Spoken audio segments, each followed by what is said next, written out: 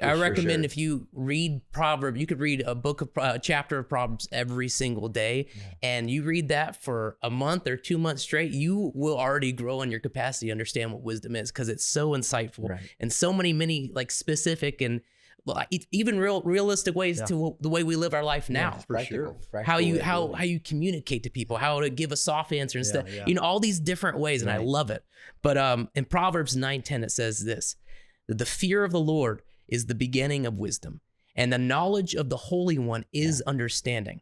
I want to ask y'all, why is the fear of the Lord considered the beginning of wisdom? Yeah.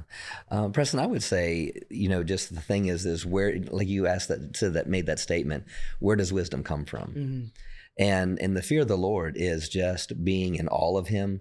Just, it's being aware of him. It's inviting him into the situation.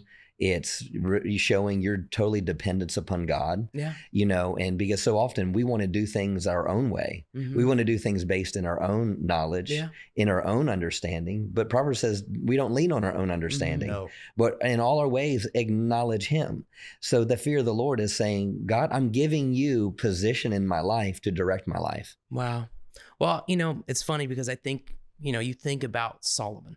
And you think about the position he was in, where he takes this place as the king of Israel, right? And he's in a position where, being a king, imagine being the president of the United States of America. There is a weight of responsibility that's on you. And there are people who need answers to their questions now, immediately. And so I think it's so powerful. Solomon seeking God. And God actually answers him and asks me, what do you want? And he could have power. He could have wealth. He could have all these things. And Solomon asked for wisdom. That's right. Wisdom. And it 100% turns into that. I think we've broken it down in this podcast in different ways, and they're all symptoms of the main reality of just you needing to turn to God.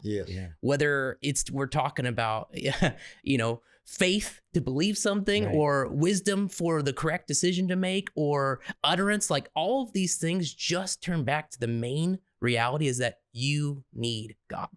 You need him in your life. That's it.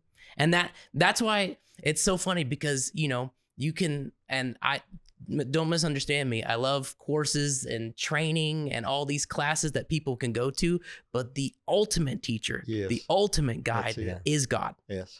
Bar none.